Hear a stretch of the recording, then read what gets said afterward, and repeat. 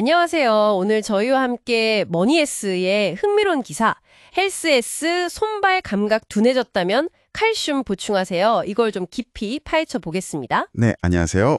혹시 청취자 여러분들도 최근 들어서 손발이 좀 저릿하거나 예전 같지 않게 감각이 좀 둔하다 뭐 이런 거 느끼신 적 있으신가요?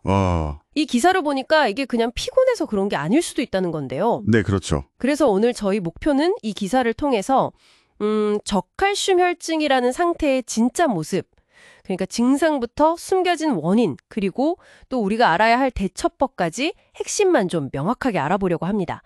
자, 한번 시작해 볼까요? 네, 좋습니다. 그 기사에서 다루는 저칼슘 혈증이라는 게요. 말 그대로 혈액 속의 칼슘 농도가 정상보다 낮은 상태를 의미합니다. 네. 근데 이게 단순히 그냥 총 칼슘 양, 이것보다는 우리 몸이 실제로 사용하는 그 활성 칼슘 수치가 중요해요. 아, 활성 칼슘이요? 네. 이 활성 칼슘이 부족해지면 이제 심경이나 근육 기능에 문제가 생기기 시작하는 거죠. 근데 여기서 정말 흥미로운 지점은요. 기사 제목은 칼슘 보충하세요잖아요. 네, 그렇죠. 근데 이게 대부분의 경우 단순히 칼슘을 덜 먹어서 생기는 문제는 아니라는 겁니다. 이게 어쩌면 오늘 이야기의 가장 중요한 포인트일 수도 있겠네요. 아, 그렇군요. 제목만 딱 보면 당장 뭐 칼슘 영양제 찾아봐야 하나 싶었는데 그게 핵심이 아닐 수 있다니 좀 의외인데요. 네네. 기사를 보면 근데 처음에는 꽤 가벼운 증상들로 시작하는 것 같아요. 뭐랄까, 입술 주변이나 손발 끝이 좀 얼얼하거나? 네, 맞아요. 감각이 좀 둔해지는 느낌. 네, 그런 거요. 또 피로감, 근력 저하, 심지어는 뭐 불안감이나 기억력 저하 같은 것들도 있다고요. 그렇죠. 사실 뭐 이런 건 컨디션 좀 안 좋으면 흔히 느낄 수 있는 거라 그냥 넘기기 쉬울 것 같기도 한데요. 맞아요.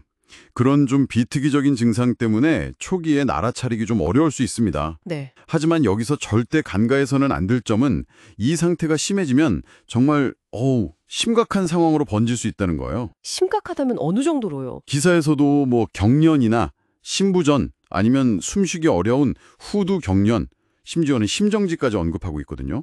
헉, 심정지요? 네. 그리고 놀랍게도 혼란이나 환각, 우울증 같은 이런 정신적인 문제까지 일으킬 수 있다고 하니까요. 결코 가볍게 볼 상태는 아닙니다. 신경과 근육이 제대로 작동하려면 이 칼슘 이온의 역할이 정말 절대적이거든요. 듣고 보니까 정말 생각보다 확실히 심각할 수 있군요. 그냥 칼슘 좀 부족한가? 이런 문제가 전혀 아니네요. 그렇죠. 그럼 치료는 어떻게 접근해야 하나요? 기사에서는 일단 칼슘을 보충해야 한다 이렇게는 나와 있던데요. 심하면 정맥 주사로, 가벼우면 먹는 칼슘제나 비타민 D를 쓴다고요. 네, 그건 어떻게 보면 급한 불을 끄는 방법이죠. 증서 완화에는 분명히 도움이 됩니다. 네. 하지만 기사가 더 깊이 파고들면서 강조하는 것은 그것만으로는 근본적인 해결이 안 된다는 점이에요. 아, 근본적인 해결이 아니다. 네. 중요한 건 왜 혈중 칼슘 농도가 낮아졌는가, 즉 저칼슘 혈증을 일으키는 그 진짜 원인을 찾아서 치료하는 겁니다. 진짜 원인이요? 네. 흥미롭게도 기사에서는 일반적인 식사나 생활 습관만으로는 저칼슘 혈증이 잘 생기지 않는다 이렇게 지적해요. 아하, 그러니까 단순히 칼슘 든 음식을 좀 덜 먹었다, 이래서 생기는 경우는 드물다는 말씀이시군요. 그렇습니다. 그럼 기사에서 부갑상선 기능 문제나 만성 신부전 같은 다른 병, 기저질환이 있을 때 이 칼슘 조절이 더 중요해진다고 언급하던데 이게 바로 그 진짜 원인에 해당될 수 있는 건가요? 정확히 그렇습니다.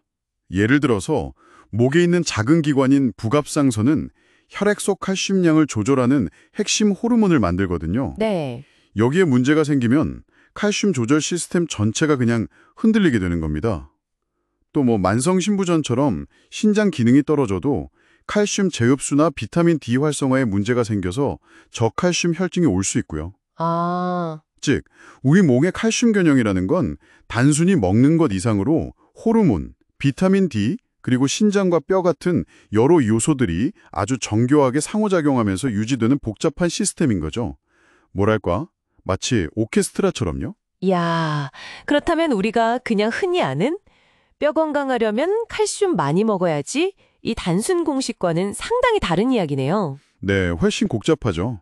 이 복잡한 시스템을 생각해보면 기사에서 특정 질환이 없는 경우에 과도한 커피나 탄산음료 섭취 피하고 햇볕 좀 쬐어서 비타민 D 합성을 돕는 정도의 생활습관 관리를 권장하는 것도 이해가 되네요. 그렇죠. 이건 근본 원인 치료라기보다는 시스템이 좀 잘 돌아가게 돕는 약간 보조적인 역할이라고 봐야겠군요. 바로 그겁니다. 그런 생활 습관 관리는 당연히 건강 유지에 도움이 되죠. 하지만 이미 저칼슘 혈증이 발생했다면, 특히 어떤 기저질환이 의심된다면 반드시 전문가와 상의해서 근본 원인을 파악하는 게 우선이다. 이런 메시지죠. 네. 자, 그럼 오늘 이 기사를 통해 우리가 얻을 수 있는 핵심은 뭘까요?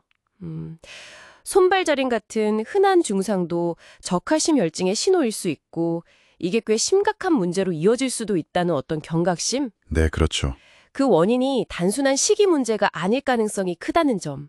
어쩌면 우리 몸의 다른 건강 상태와 깊이 연관되어 있을 수 있다는 것을 기억해야겠네요. 그렇습니다. 이 기사는 어떻게 보면 칼슘이라는 미네랄 하나를 통해서 우리 몸에 얼마나 정교한 조절 시스템을 가지고 있는지 잘 보여줍니다. 네. 단순히 칼슘을 먹는다, 이 차원을 넘어서 호르몬, 비타민, 여러 장기들이 어떻게 서로 영향을 주고받으면서 균형을 유지하는지 그 복잡함을 엿볼 수 있죠. 네, 맞아요. 이건 우리에게 중요한 질문을 던지는 것 같아요. 우리 몸의 이 놀라운 균형은 과연 어떻게 유지되고 있는 걸까 하고요. 네, 칼슘 하나에도 이렇게 복잡한 이야기가 숨어 있었네요. 혹시 청취자 여러분의 몸이 보내는 다른 사소한 신호들은 또 어떤 의미를 가지고 있을까요? 그 신호들이 우리 몸의 어떤 정교한 시스템과 연결되어 있을지 잠시 한번 생각해 보시는 건 어떨까요? 네, 좋은 질문인 것 같습니다. 오늘 이야기는 여기까지입니다. 감사합니다. 감사합니다.